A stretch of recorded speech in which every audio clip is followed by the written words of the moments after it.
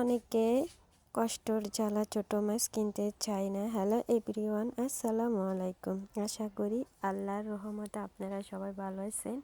আলহামদুলিল্লাহ আমিও ভালো আছি। আজকে আমাদের ছোট ছোট বাচ্চা, এখানে কিন্তু ছোট মাছ আছে, বাটা মাছ, চিংড়ি মাছ আছে, ইলিশ মাছের বাচ্চা আছে, ভাইলা মাছ আছে, তুলার ডান্ডি মাছ।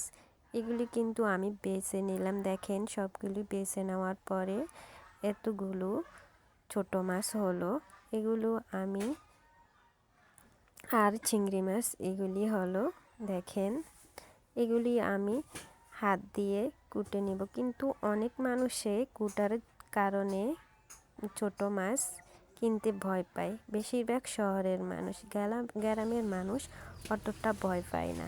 দেখেন আমি এক হাতে ভিডিও করতেছি, সে কারণে আপনাদেরকে অত বেশি সুন্দরভাবে দেখাতে পারতেছি না।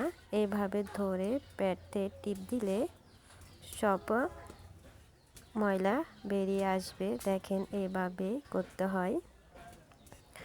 আমি কিছু কুটে নিলাম আর কিছু আবারই আপনাদেরকে ভিডিও করার ক্ষেত্রে ভিডিও করতেছি। এই আমার কুটা হয়ে গেল।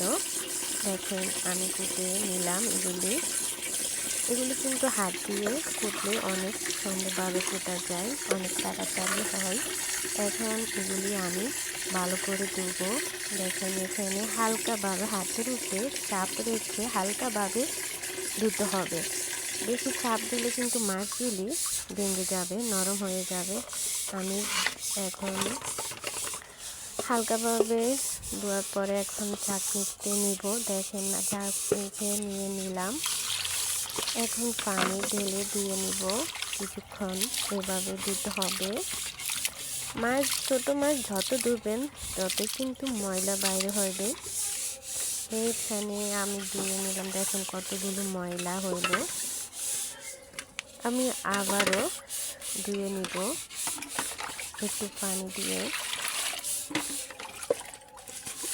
দেখেন ধোয়ার পরে কত সুন্দর মাছগুলি। এখন লবণ দিয়ে নিব। একটু লবণ দিয়ে ধুলে মাছগুলি অনেক পরিষ্কার হয়ে যায়। আমি এখন লবণ দিয়ে দিতেছি। লবণ দিয়ে ধোয়ার পরে দেখেন কত সুন্দর, দেখেন কত সুন্দর হলো মাছগুলি ধোয়া।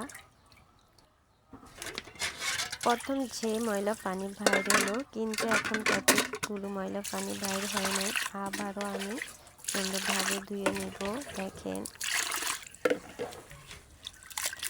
এভাবে মাছগুলি ধুলে কিন্তু অনেক সুন্দরভাবে থাকে, গোটা গোটা থাকে। দেখেন একটা মাছও নষ্ট হয় নাই, সব মাছ গোটা গোটা আছে।